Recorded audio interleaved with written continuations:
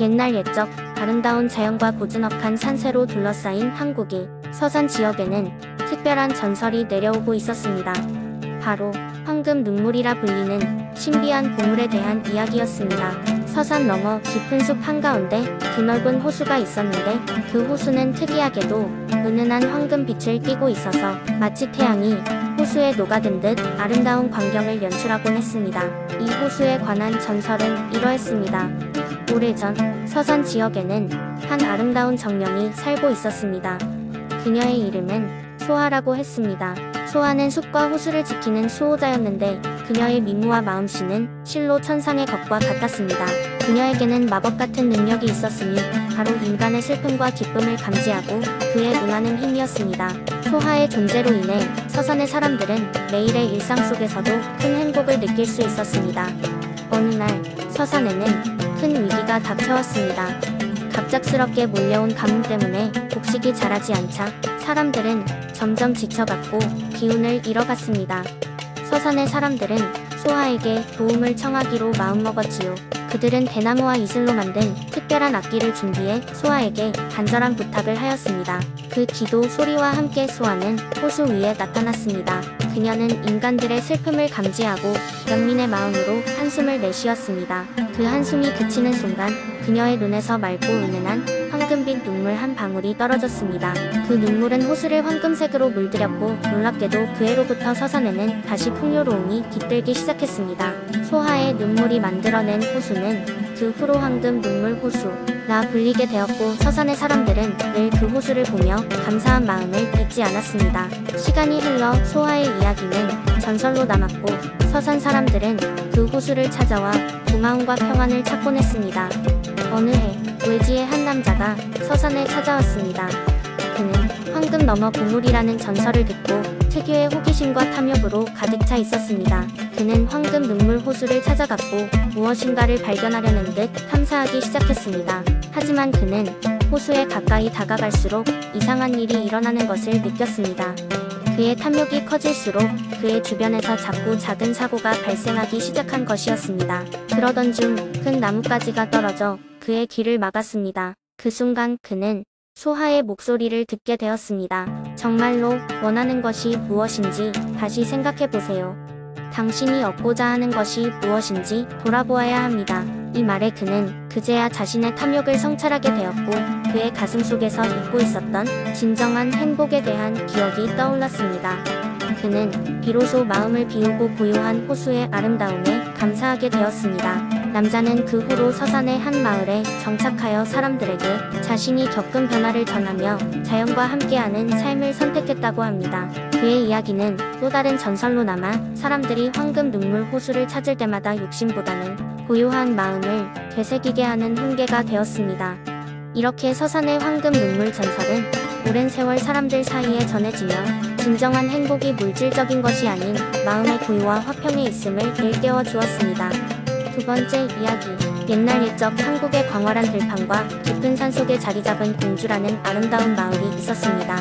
이곳에는 인간과 신비한 존재들이 조화롭게 살아가고 있었습니다.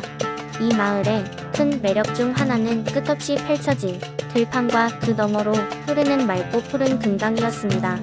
금강의 기슭에는 작은 못이 있었는데 이 못은 지하로 용궁과 연결되어 있는 것으로 전해졌습니다.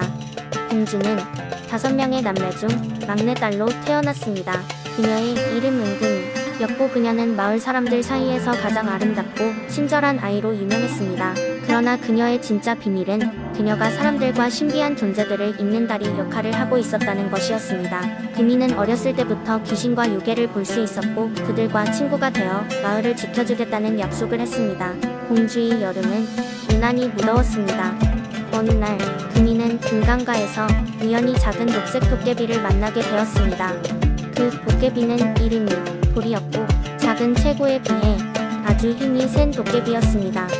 도리는 장난기 가득한 눈빛으로 금이를 바라보며 자신이 잃어버린 도깨비 북을 찾아달라고 부탁하였습니다.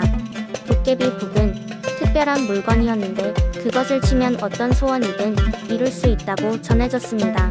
도리에게는 매우 중요한 것이었고 그것을 되찾기 위해 금이는 도와주기로 했습니다. 두 친구는 숲을 가로질러 북을 찾기 위한 긴 여정을 떠났습니다. 가는 길에 마주친 것은 무서운 산신령 할아범이었습니다. 금이와 도리는 산신령 앞에서 무릎을 꿇고 정중히 인사하며 도움을 청했습니다. 산신령은 호탕하게 웃으며 시험을 통과하면 북에 대해 더 많은 것을 알려주겠다고 말했습니다. 첫 번째 시험은 용기를 시험하는 것이었습니다. 금이는 도리가 그동안 잃어버렸던 힘을 되찾게 해주었습니다. 도리는 용기가 넘치는 금이 덕분에 능력을 발휘해 마을의 거대한 바위를 치우고 연못을 막고 있던 해묵은 나무를 제거할 수 있었습니다. 두 번째 시험은 지혜를 시험하는 것이었습니다. 산신령은 어려운 수수께끼를 내어주었고 금이는 마을 약사님께 배운 지혜를 총동원해 문제를 해결했습니다. 마지막 시험은 사랑을 시험하는 것이었습니다.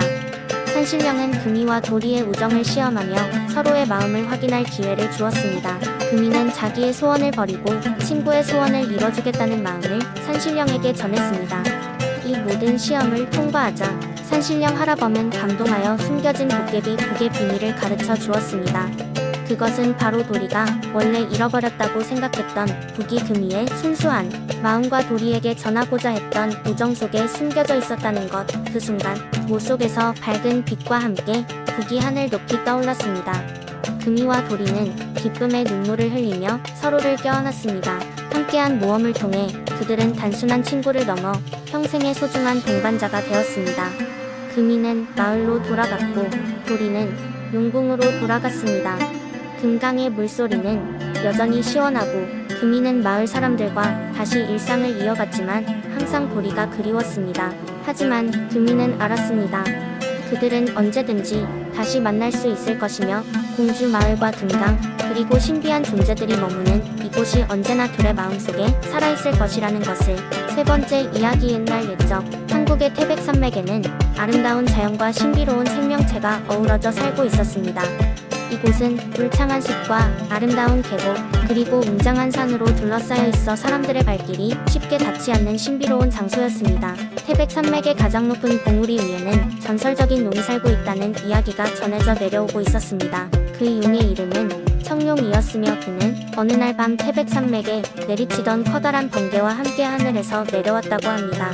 그의 눈은 밤하늘에 뜬 별처럼 빛났고 그의 비늘은 햇빛을 받으면 무지 갯빛으로 반사되었습니다. 청룡은 사람들에게 해를 끼치지 않고 오히려 태백산맥을 보호하고 지켜주는 존재로 여겨졌습니다. 태백 지역 사람들은 청룡을 신성한 존재로 숭배하며 매년 맑은 날을 골라 용왕제를 지냈습니다. 용왕제 때에는 청룡을 위한 풍성한 음식을 준비하고 온 마을 사람들이 모여 춤과 노래로 축제를 즐겼습니다. 사람들은 청룡이 그들의 소원을 들어주고 풍요로운 한 해를 약속한다고 믿었습니다. 어느 해 심한 가뭄이 태백 지역을 덮쳤습니다. 강과 호수는 말라갔고 들판은 황폐해졌습니다. 마을 사람들은 깊은 상심에 빠지게 되었습니다. 그때 마을의 가장 지혜로운 노인이 꿈에서 청룡을 만났다는 소식을 전했습니다. 노인은 청룡이 기다리고 있는 곳으로 가야 한다며 그곳이 어디인지 알려주는 신비한 지도를 그렸습니다. 마을 사람들은 그 지도를 따라 태백산맥 깊숙이 들어갔습니다.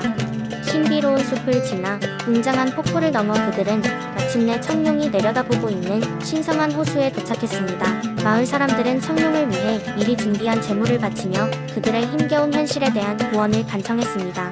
그 순간 하늘이 어두워지며 커다란 비구름이 모여들기 시작했습니다. 천둥 소리가 대지를 울리더니 곧 폭우가 쏟아지기 시작했습니다. 태백 지역을 덮었던 가뭄은 순식간에 사라지고 강과 호수는 다시 물이 차올랐습니다. 사람들은 청룡의 자비에 깊은 감사를 드렸고 이를 계기로 태백 지역은 더욱 번영하게 되었습니다. 이후로도 사람들은 태백산맥을 소중히 여겼고 산과 함께 공존하는 법을 알게 되었습니다. 청룡의 전설은 세월이 흐르면서 다양한 이야기와 함께 전해졌고 태백 지역의 사람들은 여전히 청룡의 은혜를 기억하며 자연과 조화롭게 살아가고 있습니다. 이렇게 태백산맥과 청룡의 이야기는 시간이 흘러도 변치 않는 지역의 전설로 남아있으며 사람들은 언제나 그 이야기를 통해 자연의 신비로움과 소중함을 되새기고 있습니다. 네 번째 이야기. 옛날 옛적 한국의 아름다운 담양 지역에는 울창한 대나무 숲이 자리잡고 있었습니다. 이 대나무 숲은 일반적인 대나무 숲과는 조금 달랐습니다. 이곳에서는 항상 신비로운 안개가 내려앉아 있었고 밤이 되면 대나무 잎 사이로 은은한 빛이 반짝이곤 했습니다. 마을 사람들은 이 대나무 숲을 특별한 장소로 여겨 누구도 함부로 접근하지 않았습니다. 대나무 숲 깊숙한 곳에는 작은 연못이 하나 있었습니다. 이 연못은 낮에는 평범한 물웅덩이처럼 보였지만 밤이 되면 달빛에 반사되어 오묘한 빛깔을 띠었습니다. 마을 노인들은 이 연못에 대해 전설을 이야기하곤 했습니다. 그 전설에 따르면 연못에는 100년이 넘는 세월 동안 마을을 지켜주는 여우 요괴가 산다고 했습니다. 여우는 인간의 모습을 하고 대나무 숲을 지키며 연못 근처에 사는 동물들과 자연을 돌보았습니다. 어느 날 마을에 젊은 목수가 있었습니다. 그의 이름은 은수였고 그는 대단한 재능을 가진 장인이었습니다. 은수는 대나무를 이용해 솜씨 좋은 작품을 만들어내곤 했습니다. 어느 날 그는 대나무 숲에서 더욱 특별한 작품을 만들기 위해 재료를 구하러 갔다가 연못의 아름다움에 매료되어 그만 정신을 잃고 밤이 될 때까지 숲에 머물게 되었습니다. 밤이 되고 은수는 연못에 반짝이는 빛을 바라보다 깜짝 놀랐습니다. 연못 표면에서 은밀히 떠오르는 형체가 있었기 때문입니다. 그것은 바로 전설의 여우였습니다.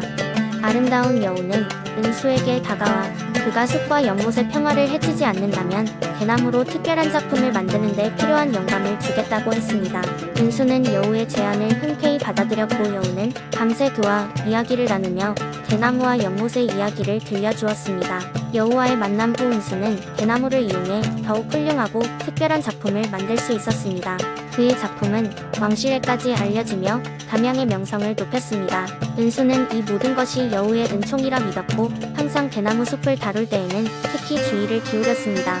그렇게 시간이 흘러 은수는 나이가 들어 세상을 떠났습니다. 하지만 그의 이야기는 대나무 숲의 전설과 함께 담양의 사람들에게 전해졌습니다. 오늘날에도 담양의 대나무 숲은 여전히 신비한 매력을 간직한 채 많은 사람들에게 사랑받고 있습니다.